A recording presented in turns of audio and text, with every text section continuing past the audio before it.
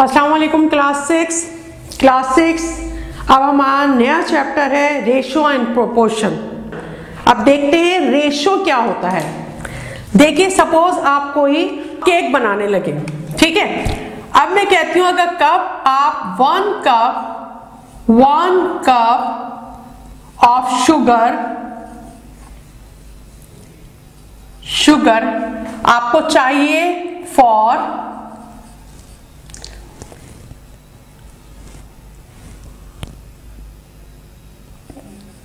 2 cups of floor, यानी मैदा। Cake के लिए तो मैदा डलता है ना, तो 2 कप्स ऑफ फ्लोर के लिए आपको 1 कप क्या चाहिए, 1 कप क्या चाहिए, शुगर चाहिए, ठीक है। तो आपको पता है ना कि शुगर और फ्लोर यानी मैदा और अंडे ये सब मिला के केक बनता है। तो 2 कप फ्लोर के लिए आपको 1 कप क्या चाहिए, शुगर चाहिए। तो अगर ये 1 केक के लिए रिक्वायर्ड है, तो अगर मुझे 2 केक बनाने हो तो क्या करूंगी, तो यानी इस क्वांटिटी को मैं क्या कर दूंगी, बढ़ा दूंगी, डबल कर दूंगी। अगर मुझे 2 केक बनाने तो मैं इसे कर दूंगी 4 कप ऑफ फ्लोर, 4 कप मैदा ले लूंगी, ठीक है। और इसी तरह फिर चीनी कितनी लूंगी, चीनी 1 कप रखूंगी तो फीका नहीं हो जाएगा, तो चीनी भी बढ़ा दूंगी। यानी इसको मैंने डबल किया तो इसको भी क्या कर दिया, इसको भी मैंने डबल कर दिया, यानी यहां मैंने कर दिया 2 कप्स, सही है। तो अगर आप इसे देखें तो शुगर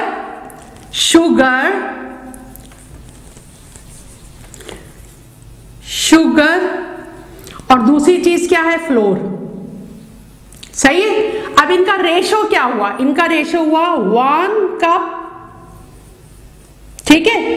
रेशो का मतलब रिलेशन, ताल्लुक क्या हुआ, तो इनका ताल्लुक क्या हुआ, 1 कप आपका शुगर है तो 2 कप क्या है, 2 कप्स फ्लोर है। यानी अब ये ताल्लुक को जब आप जाहिर करेंगे तो इस तरह ये 2 डॉट लगा देंगे। तो इसका मतलब ये हुआ कि आप शो कर रहे हैं शुगर और फ्लोर का रिलेशनशिप। इसको पढ़ेंगे किस तरह, शुगर इज टू फ्लोर। अब क्वांटिटी अगर है, ये कप में अगर हटा दूं मैं यहां से, तो अब आप इसे किस तरह पढ़ेंगे, नंबर को 1:2। क्या रेशो है शुगर और फ्लोर का, 1:2। अब चाहे आप कप ले रहे हैं या जो भी चीज ले रहे हैं, 1:2 रेशो है, ठीक है। लेकिन अगर आप यहां देखें, जब मैंने इसे डबल कर दिया, अब क्या हुआ इसका रेशो, शुगर और फ्लोर। अब इसका रेशो क्या हुआ, अब इसका रेशो हो गया 2:4। तो अगर आप गौर करें 2:4 को अगर मैं सपोज इन दोनों को मैं डिवाइड कर दूं 2 से, तो 2 1 टाइम इज 2, 2 2 टाइम 4, वापस वही आ गया ना, हमने इसका डबल किया था ना। इसका मतलब है, लेकिन ये और ये एक दूसरे के क्या है, इक्विवेलेंट है। इक्विवेलेंट समझते हैं ना, जैसे सपोज मैं लिख रही हूं 2/10, और जब मैं इसे काटूंगी तो 2 1 टाइम इज 2 और 2 5 टाइम 10, यानी 1/5। लेकिन ये इक्विवेलेंट फ्रैक्शन हो गया ना, अगर मैं इसे काटूंगी नहीं तो ये क्या हुआ, आपने किया है ना छोटी क्लासेस में, आप करके आए हैं, ये क्या हुआ, ये इक्विवेलेंट फ्रैक्शन हुआ है ना। 2/10 कहें या 1/5, ये इक्विवेलेंट फ्रैक्शन है। इसी तरह ये रेशो इक्विवेलेंट हो गया, क्यों, जब इसे आप लोएस्ट फॉर्म में करेंगे, मतलब आप देखें इसके बाद 1:2 के बाद तो डिवाइड नहीं हो रहा है ना, तो जब आप इसे लोएस्ट फॉर्म में करेंगे तो वो यही वाली फॉर्म आ रही है। तो इसका मतलब ये हुआ, ये वाला रेशो और ये वाला रेशो एक दूसरे के क्या हुए, बराबर हुए। तो रेशो क्या हुआ, ratio is the relationship between 2 और मोर क्वांटिटीज, मतलब कोई भी 2 क्वांटिटीज हो या ज्यादा क्वांटिटीज हो, तो उन सब के दरमियान जो आप रिलेशनशिप बनेगा उसको आप रेशो बोलते हैं। असल में रेशो की डेफिनेशन बनती है, ratio is the comparison between 2 quantities. देखिए कंपेयर ही हो रहा है ना, कि ये 1 कप है तो ये 2 कप है, ये 2 कप हैं तो ये 4 कप हैं, कंपेयर हो रहा है ना।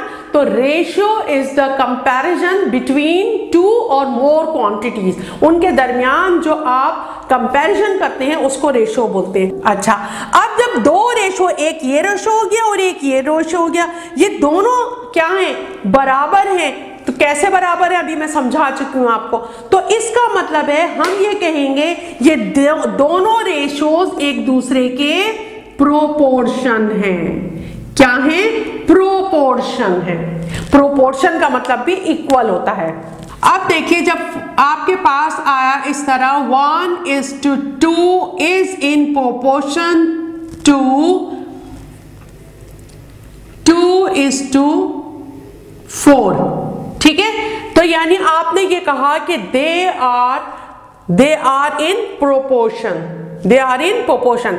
तो ये जो आपकी ये यहां पर जो ये नंबर है, ये फर्स्ट नंबर, इसको आप कहेंगे फर्स्ट प्रोपोर्शन, इसे कहेंगे सेकंड प्रोपोर्शन, इसे कहेंगे थर्ड प्रोपोर्शन और इसे कहेंगे फोर्थ प्रोपोर्शन। तो फिर यानी हम ये कह सकते हैं when both the ratios are in proportion it means they are equal. यानी हम इसे ऐसे भी लिख सकते हैं, इस तरह भी लिखा जा सकता है इसको, ये देखिए, ठीक है। अच्छा, अब यानी हमारे पास ये है फर्स्ट प्रोपोर्शन, ये है सेकंड प्रोपोर्शन, ये है थर्ड प्रोपोर्शन और ये है फोर्थ प्रोपोर्शन। अब आपने एक्सरसाइज करनी है 6.1। अब इसके अंदर फर्स्ट क्वेश्चन है आपका, reduce the following into lowest equivalent form.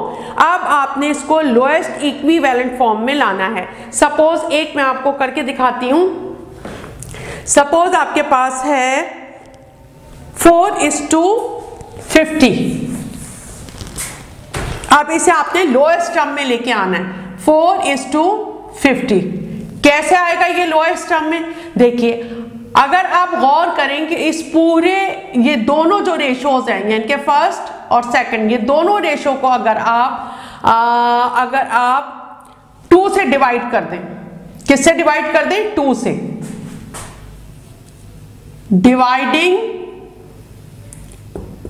Bye 2, ठीक है, डिवाइडिंग बाय 2। तो अब ये पेंसिल से करने का है क्योंकि ये रफ वर्क है, लेकिन मैं आपको यहीं से करके दिखा रही हूं। 2 से आप इसे डिवाइड करें तो क्या आएगा यहां पे? 2 टाइम्स 4, ठीक है, और यहां क्या आ जाएगा? 2 टाइम्स 4 और 2 5 टाइम 10। अब देखिए, अब ये आगे मजीद नहीं हो सकता। क्यों? क्योंकि 2 के टेबल में अगर 2 का टेबल करेंगे तो इसमें 25 नहीं आएगा। इट मींस ये इसकी लोएस्ट टर्म है, यानी आप इससे आगे मजीद इसको आप डिवाइड नहीं कर सकते। तो इसका मतलब है ये इसकी लोएस्ट टर्म है। एक और कर लेते हैं हम। सपोज हमारे पास है 2/3, यह आपका फर्स्ट प्रोपोर्शन है, ठीक है, फर्स्ट रेशियो है ये आपका 2/3:5। ये फर्स्ट रेशियो है और ये आपका सेकंड रेशियो है, ठीक है। अब देखिए यहां 3 है, यानी अगर हम इसे 3 से क्या कर दें? मल्टीप्लाई कर दें, क्योंकि ये देखिए कि डिवाइड में आ रहा है, यहाँ डिवाइड में आ रहा है। अगर मैं इसे 3 से मल्टीप्लाई कर दूंगी तो ये खुद ब खुद खत्म हो जाएगा। यानी देखिए मैं करके दिखाती हूं आपको, 2/3 मल्टीप्लाई 3। जब मैंने इस वाले रेशो को, फर्स्ट रेशो को 3 से मल्टीप्लाई किया है, इट मींस आप इस वाले को भी आपको क्या करना पड़ेगा? 3 से मल्टीप्लाई करना पड़ेगा। जो इधर काम करना होगा इस वाले रेशो के साथ, वही आपको इधर भी करना पड़ेगा। अब देखिए 3 1 टाइम इज 3, 3 1 टाइम इज 3, ठीक है। क्या आ गया यहाँ पे? 2 1 टाइम इज 2 इज 2, 5 3 ज़ा 15। अब देखिए किसी भी टेबल में 2 और 15 एक साथ नहीं आता। It means this is it's lowest term, ठीक है। अच्छा, उसके बाद एक और हम कर लेते हैं। अब आपके पास है सपोज 0.8 और 72। अब अगर गौर करें तो देखिए, अगर हम इसका डेसिमल हटाते हैं तो इसका मतलब ये हुआ अपॉन, और इसका अगेंस्ट, डेसिमल के अगेंस्ट डिनोमिनेटर 1 आ जाएगा, और डेसिमल के बाद क्योंकि सिर्फ 1 डिजिट है तो क्या होगा? 1 0 आ जाएगा। इसका मतलब ये हुआ, ये हो गया 8/10। 0 तो खुद ब खुद हट जाएगा ना, 8/10। इट मीन्स अगर मैं इसे 10 से मल्टीप्लाई कर दूंगी तो फिर ये 10 खत्म हो जाएगा, है ना। तो बजाय इतना करने के कि हम ये भी करें, हम डायरेक्ट अगर इसे 10 से मल्टीप्लाई कर दें, यानी हम बजाय ये करने के हम क्या करें, 0.8 मल्टीप्लाई 10 इज टू 72 मल्टीप्लाई 10। ठीक है, आप देखिए जब आप 0.8 को 10 से मल्टीप्लाई करेंगे, 10 8 टाइम 80 और 1 के बाद पॉइंट लगाया तो देखिए आ गया। अब 8 के बाद पॉइंट है तो इसका मतलब है कोई वैल्यू नहीं है, 8 आ गया आपके पास। ठीक है, 8 इज टू, अब देखिए 72 और 72 को जब आप 10 से मल्टीप्लाई करेंगे तो क्या आएगा, 720। अब आप देखेंगे किस टेबल में दोनों आ सकते हैं, नजर आ रहा है ना, किस में आ सकते हैं, 8 में आ सकते हैं। यानी अब आप यहां इसको 8 से डिवाइड कर दें। कैसे कर दें, यूं करके भी कर सकते हैं आप, 8 से डिवाइड कर दें। ठीक,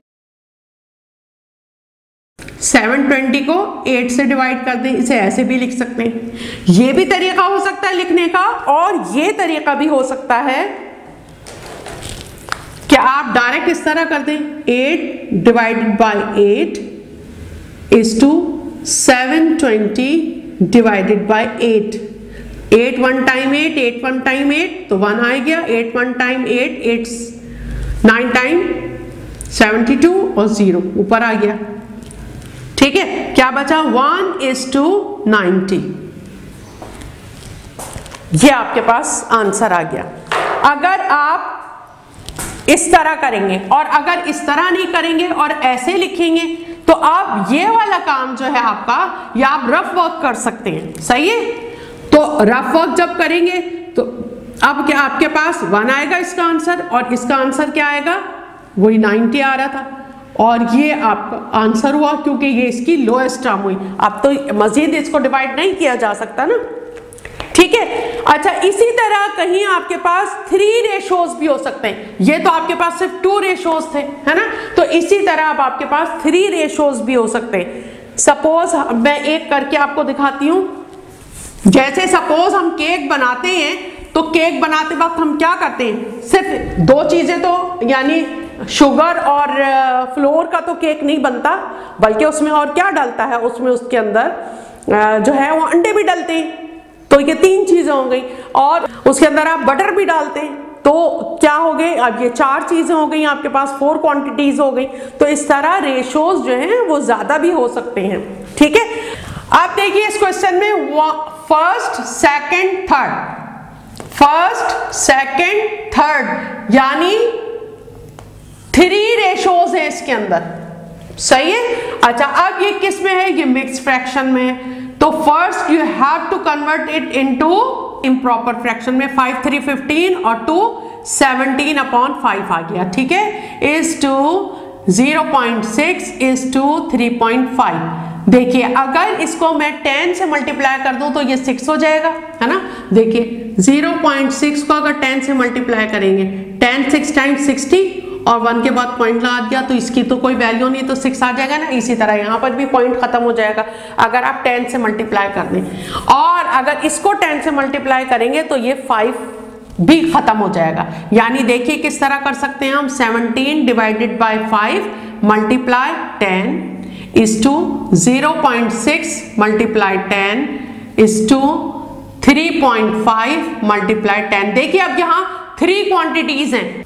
ठीक है, अच्छा आप देखिए 5 1 टाइम 5, 5 2 टाइम 10, तो यानी यहां आपके पास आ गया 34 इज टू 0.6 को जब 10 से करेंगे क्या आ जाएगा, 6 इज टू क्या आ जाएगा, 35।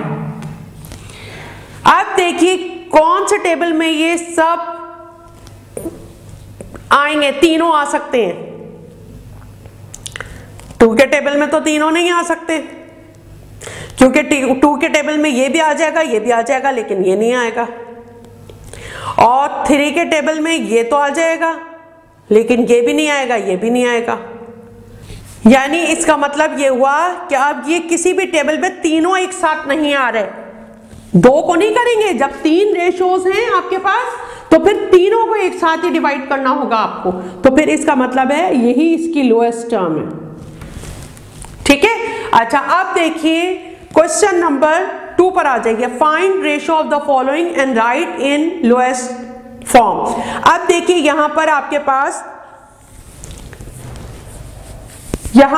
पास जो है वो डिफरेंट क्वांटिटीज है। देखिए सेंटीमीटर मीटर है, आवर मिनट है।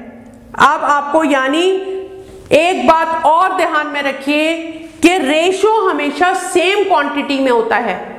यानी अगर सपोज आपके पास एक रेशो जो है वो सपोज आपके पास कह रहे हैं 3 आवर्स, ठीक है, और इज टू 5 मिनट्स, 5 मिनट, तो अब ये रेशो नहीं बन सकता। यानी इसका मतलब हुआ ये जो 3 आवर्स है इसको आपको किस में करना होगा, मिनट में, फिर मिनट और मिनट का रेशो हो जाएगा।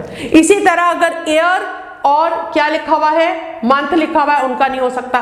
तो या तो आप एयर को मंथ में कर लें और फिर दोनों मंथ मंथ हो जाएंगे तो रेशो निकलेगा। यानी सेम काइंड होना जरूरी है रेशो का। अगर आप कोई यूनिट लगा हुआ है उसके अंदर तो रेशो का सेम काइंड होना जरूरी है। ठीक है, अगर सेम काइंड नहीं होगी तो फिर वो रेशो नहीं बन सकता उनके बिटवीन। ठीक है, चलिए हम एक और आगे करके देखते हैं। आप देखिए इसके अंदर आप ये केजी में और ये ग्राम में, आपको पता है कि 2 केजी का मतलब क्या हुआ। अगर इसे ग्राम में देखें तो वी नो दैट कि 1 केजी इज इक्वल टू क्या होता है, 1000 ग्राम। जब आप कहते हैं कि आधा किलो गोश्त दे दे तो इसका क्या मतलब होता है, 500 ग्राम, और जब 1 किलो तो उसका मतलब होता है 1000 ग्राम। ठीक है, तो यानी ये 2 केजी है तो इसका मतलब है कि कितना हुआ, इट मींस ये हुआ आपके पास इज टू, अब ये एंड का मतलब है इज टू 2000, क्या हुआ, 2000 ग्राम हुआ। सही है। अच्छा अब आप गौर कीजिए, यहां पर 2 zeros हैं, यहां पर भी 2 zeros हैं, तो यानी ये तो वैसे ही कैंसिल हो गए। ठीक है, तो यहां क्या बचा, 7 is to 20, क्योंकि ये 0 से कैंसिल हो गए। कैसे कैंसिल हुए समझ में आ रही है बात। रेशो को आप इस तरह भी लिख सकते हैं, ये देखिए 700 अपॉन 2000, ऐसे भी लिखा जा सकता है। ये जब हम आगे करेंगे अब तो उसमें देखेंगे। तो रेशो को आप इस फॉर्म में यानी फ्रैक्शन फॉर्म में भी लिख सकते हैं। तो ये जो न्यूमरेटर है ये है एंटीसीडेंट। क्या है ये, एंटीसीडेंट,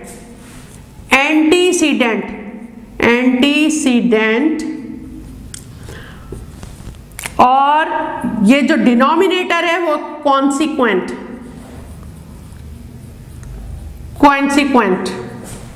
तो यानी रेशो जो भी होगा आपके पास, कोई भी अगर 2 रेशो हैं तो उन्हें आप फ्रैक्शन फॉर्म में भी लिख सकते हैं।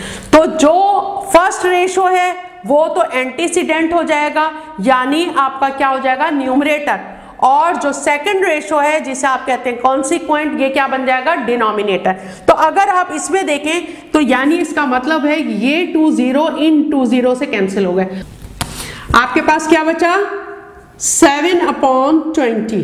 ठीक है, और 7/20 को जब रेशो की फॉर्म में लिखेंगे तो आप वापस देखेंगे एंटीसीडेंट है तो यानी ये फर्स्ट रेशो बन गया इस टू 20, ये कॉन्सिक्वेंट है यानी ये सेकंड रेशो बन गया, वापस इसी फॉर्म में आ गया। बस यही आंसर है। क्यों यही आंसर है, क्योंकि ये मजीद अब किसी टेबल में नहीं आ रहे और नहीं कट सकते ये, तो इसलिए यही इसकी लोएस्ट टर्म है। ठीक है, अच्छा अब आप गौर करें, यहां जब इस तरह काटेंगे आप तो आप बगैर काटे और अपने जहन में सोच के या रफ में सामने वर्क करके दिखा सकते हैं। ठीक है, तो लेकिन कैसे हुआ है ये मैंने अभी आपको यहां दिखा दिया।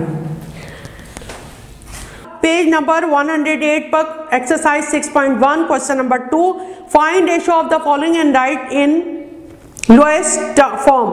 अब यहां रुपीज ये तो सही है, सेंटीमीटर एंड 1 मीटर। अब 1 मीटर को आपको किस में कन्वर्ट करना होगा? सेंटीमीटर में। तो 1 मीटर क्या होता है? 1 metre is equal to 100 centimetre. 1 metre is equal to 100 centimetre. जैसे 1 kg is equal to 1000 gram, इसी तरह 1 metre is equal to 100 centimetre होता है। कपड़ों वालों के पास जो मीटर स्टिक होती है, ये देखिए, ठीक है, ये मीटर स्टिक है, तो ये 1 मीटर है। इसका मतलब है कि जब इसे आप मेजर करेंगे ना तो ये 100 सेंटीमीटर होगा।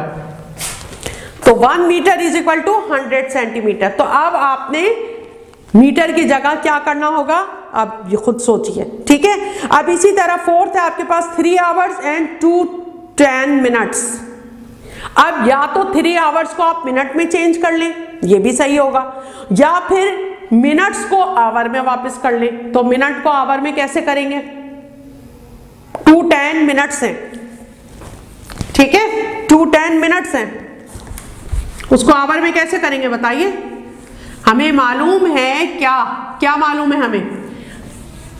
1 आवर में कितने मिनट होते हैं? 60 मिनट होते हैं। 1 hour is equal to 1 hour is equal to 60 minute, ठीक है। अब आपके पास कितने मिनट है? 2:10 मिनट है, 2:10 मिनट है। तो इसे किससे डिवाइड करेंगे? 60 से डिवाइड कीजिए, ठीक है। अब जो यहां आपका आंसर आएगा, यहां जो आपका आंसर आएगा वो होगा किसमें? वो होगा आवर में। तो ये आवर में चेंज कर लें या फिर आवर को मिनट में चेंज कर लें। अब ये आप खुद करें। उसके बाद 5 years and 3 months। अब इसको भी दोनों, यानी जो रेशोज हैं उनकी दोनों की काइंड सेम होनी चाहिए। अगर काइंड सेम नहीं होगी तो वो रेशो नहीं कहलाएगा। अच्छा, इसी तरह अब आ जाइए आप क्वेश्चन नंबर, अब देखिए क्वेश्चन नंबर 6 देखिए। अब इसी में 6 पार्ट है इसका, 15 days, 2 weeks एंड 1 month। अब यानी तीनों को आपको किसी एक में करना होगा। अब अपना खुद दिमाग इस्तेमाल कीजिएगा। क्वेश्चन 3 है, convert the following fraction into ratio form. अब आपने फ्रैक्शनल फॉर्म दी हुई है, इसको रेशो में लिख के दिखाना है, और ये अभी मैंने आपको करके दिखाया है। सपोज आपके पास है 2/9, ये फ्रैक्शनल फॉर्म है, सही है। अब आपने इसे रेशो में लिखना है। कैसे लिखेंगे? ये जो ऊपर वाला एंटीसीडेंट है ये फर्स्ट रेशो बन जाएगा, और जो कॉन्सिक्वेंट है वो सेकंड रेशो बन जाएगा। ये आंसर हो गया आपका, ठीक है। उसके बाद क्वेश्चन नंबर है 4, represent the following ratios into fraction form. अब जो रेशोज हैं उन्हें आपने फ्रैक्शन फॉर्म में लिखना है। सपोज आपके पास है x:y, तो फर्स्ट क्या बन जाएगा आपका? न्यूमरेटर। फर्स्ट रेशो क्या बन जाएगा? न्यूमरेटर। और सेकंड रेशो क्या बन जाएगा? डिनोमिनेटर। यही आंसर हो गया बस। उसके बाद देखिए क्वेश्चन नंबर 5 है, in science test 25 students out of 45। यानी जैसे आप कहते हैं, सपोज कोई आपका टेस्ट हुआ है और आप कहते हैं I've got 15 marks out of 25, तो लिखा किस तरह जाएगा उसे? 15 मार्क्स आउट ऑफ 25। तो आप कैसे लिखेंगे? 15/25। मैं इसे लिख के देती है ना आपको। अच्छा, तो इसी तरह in science test 25 students out of 45 students of class 6 were passed. Find the ratio between the passed student and total students. कैसे पता चलेगा?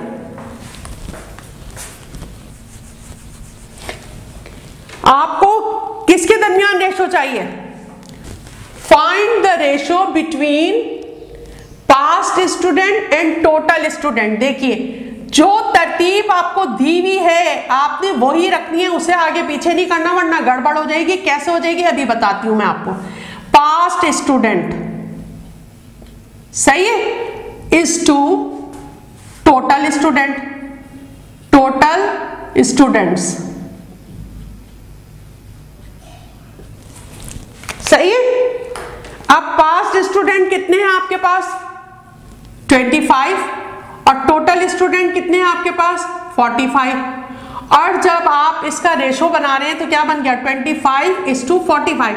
देखिए अगर टोटल स्टूडेंट यहां लिख देते तो क्या बन जाता 45:25, यानी जब आप इसे अपॉन में लिखते तो ये अपॉन में ऐसे हो जाता 45 और ये 25। तो ये गलत नहीं हो गया? टोटल स्टूडेंट 45 थे ना, तो उन्हें नीचे आना चाहिए था ना। तो ये जो इसकी अरेंजमेंट है, ऑर्डर जो है इसका ध्यान बहुत रखना है। अगर आपने इस पे तवज्जो नहीं दी सब कुछ गलत हो जाएगा। देखें अगर ये टोटल स्टूडेंट यहां रख देते आप तो ये गलत हो जाता। तो जो ऑर्डर आपको कहा गया है उस ऑर्डर को फॉलो करना है। अब इस क्वेश्चन में आपके पास ऑर्डर दिया हुआ था, क्या दिया हुआ था? Find the ratio between the passed student, यानी पहला रेशो कौन सा होगा? Passed student, and total student. दूसरा रेशो कौन सा होगा? Total student. ठीक है, इस बात का ध्यान रखना है। तो आपके पास आंसर क्या आ गया? 25:45। ये आंसर हो गया आपका।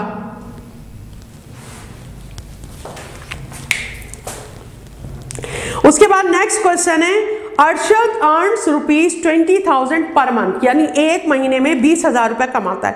Find the ratio of his monthly income and expenditure यानी अखराजात। देखिए monthly income and expenditure, monthly income and expenditure if he saves ₹5,000 per month, अगर वो 5,000 रुपए बचा लेता है तो खर्च कितने करता है? पहले तो ये निकालें आप, सही है। अब पहले तो आप निकालें एक्सपेंडिचर।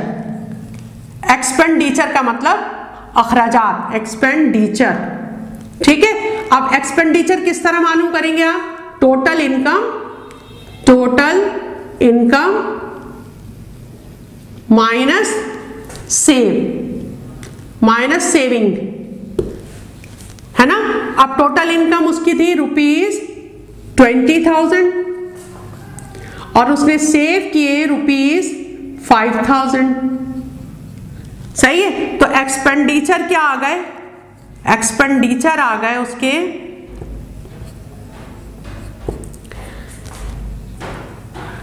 एक्सपेंडिचर आ गया उसका 15,000 रुपीज, 15,000। अब आपको क्या कहा गया है? अब आपको क्या किया है? Find the ratio of his monthly income and expenditure. पहले क्या कहा गया है? इनकम, तो पहले आपने इनकम ही लिखना है इस टू, फिर क्या कहा गया है? एक्सपेंडिचर, फिर आपने एक्सपेंडिचर ही लिखना है, एक्सपेंडिचर। ठीक है, अब मंथली इनकम कितनी है उसकी? 20,000। ठीक है, एक्सपेंडिचर कितने हुए? ₹15,000, सही है। अब आपने खुद निकाल लेना है, वैसे तो नजर आ रहा है, देखिए कितना आसान है ये। 30 से कैंसिल हो गए, ये तो मैं करके दिखा रही हूं, लेकिन आपने तो नहीं इस तरह काटना ना। तो क्या बचा अब यहाँ पे? ₹20 is to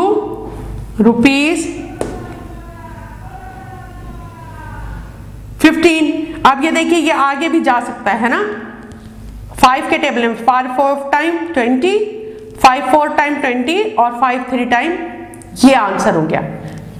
ठीक है, रेशो जब आंसर निकलता है तो इसका कोई यूनिट नहीं होता। ठीक है, तो 4:3 जो है वो रेशो हो गया।